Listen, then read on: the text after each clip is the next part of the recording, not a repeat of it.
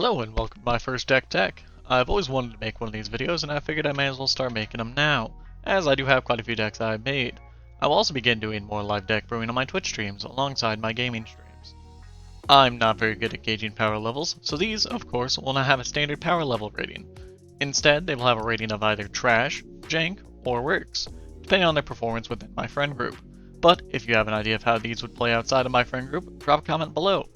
All of my decks are budgeted to cards, usually around 25 to 50 cents, with scattered cards of $1 to $5, and occasionally cards that are above that $5 price mark, which I've either pulled from packs, events, or just bought when they were cheap and they rocketed in price. Today, I am introducing my commander deck of Patron of the Kitsune. Patron of the Kitsune is a 5/6 legendary spirit for 4 white, with Fox Offering, which means we may sacrifice a fox, pay the difference in mana cost, to then cast them at instant speed. And whenever a creature attacks, you may gain 1 life, which means that no matter who's attacking, we are gaining life from it.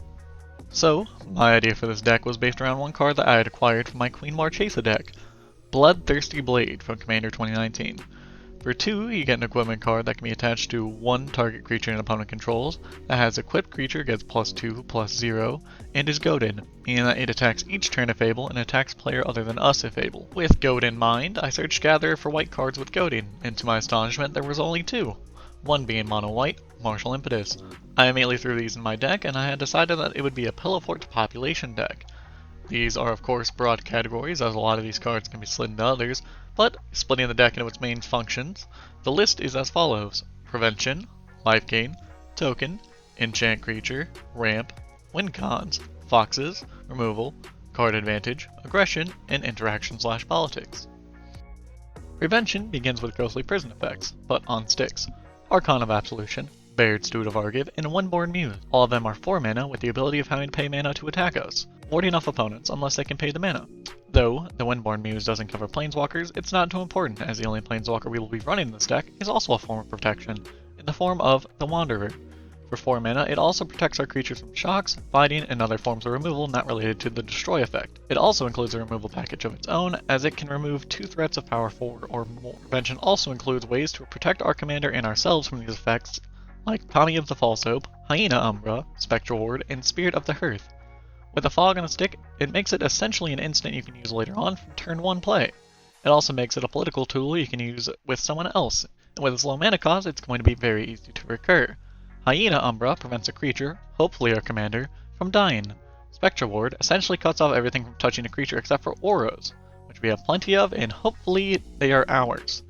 And Spirit of the Hearth, which just protects us from being targeted from discard effects, shocks, and abilities of opponents, as white isn't the best at card draw. The final 3 cards in the category, being of double purpose of prevention and something else. Brave the Sands allows for aggression, but it also allows for extra defense, so our Fearless Soldier 1/1 is now blocking 2 creatures.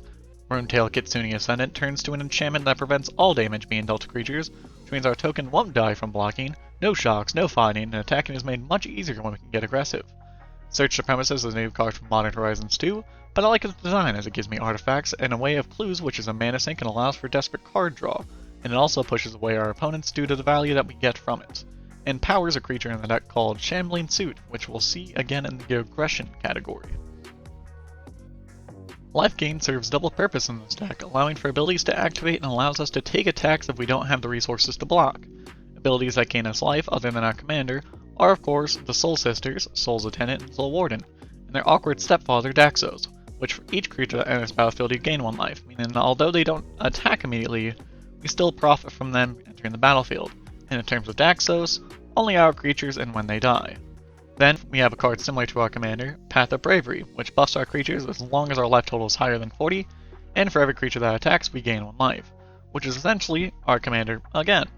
Then, to the 2 things that can make it into Enchant Creature, Sunbond and Light of Promise, which, whenever we gain life, we put that many +1/+1 counters on enchanted creatures, which lets us have that huge creature to swing with whenever we want to get aggressive, and have a really good blocker.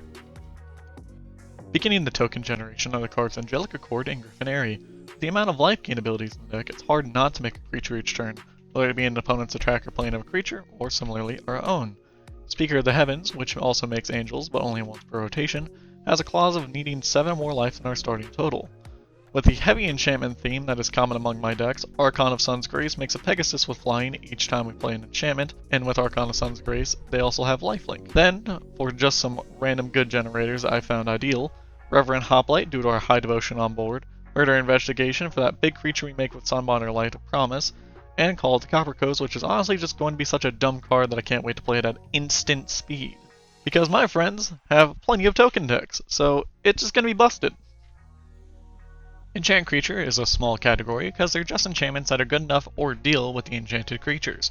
Cartouche of Solidarity, I just love this enchantment as it's a pet card of mine.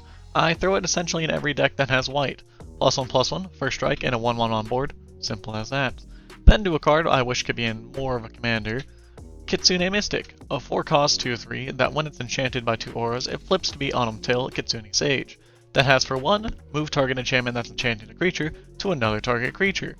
This will be used for moving around our Sunbond, removal, and a card I think is hilarious with this, Pariah, which directs all damage that be dealt to me to whatever creature is enchanted. So, if the creature would be killed, you can in response just move the enchantment to another creature, which I think is only minorly broken. But I did exclude the combo with Cho Mono Revolutionary as I thought that wouldn't be fun. And then, simple evasion card in terms of Spirit Mantle. Ramp is, well, ramp. Kinda. Emissary of the Sunrise, Okatra's Monument, Fresco's Explorer, and Pilgrim of the Ages. Myriad Landscape too, if you count that. I'm probably going to add more, but this is what I have right now, so this is what I'm going to put in the video. So you can check the deck list and see what I've done. Doing a Pelafort through Lifegain strategy without a win con is essentially a sin against your fellow players.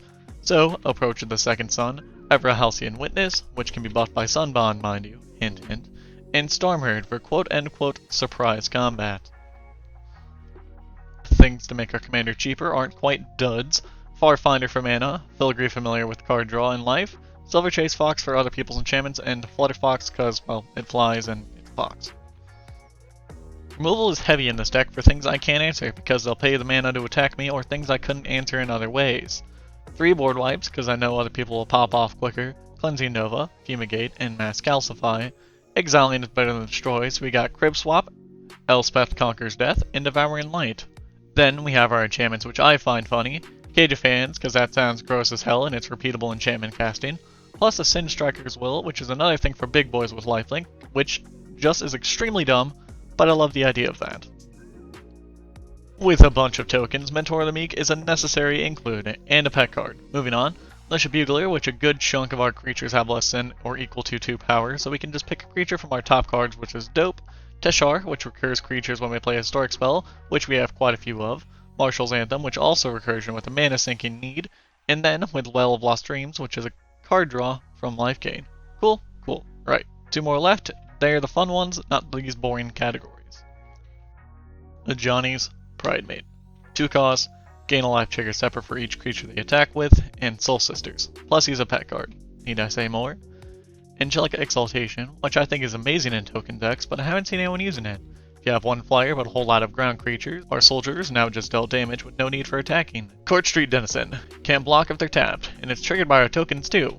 Hand in hand for combat, Odric Master Tactician and Linden Steadfast Queen gives us openings each time we attack, and life for each creature we attack with, in addition to our commander. Then, 2 big creatures for finishers with these 2. Sarah Avatar and Shambling Suit. Politics is arguably the most fun category, as it includes our idea cards. Similarly, we have Alliance of Arms, a fun mana dump for all players that you can use to make a deal to give others creatures. Hopefully not ones to attack you with, but creatures to attack with nonetheless. Though if they do attack you, your life total will stay the same, as you will gain 1 life for each 1/1 that attacks you. Combat Calligrapher is also political, as it's a curse on a stick, but for everyone else. We gain life, they get a creature that can't attack us, win-win. Duelist Heritage is really political because we control whether someone lives or dies. Lifelink, unblockable maybe?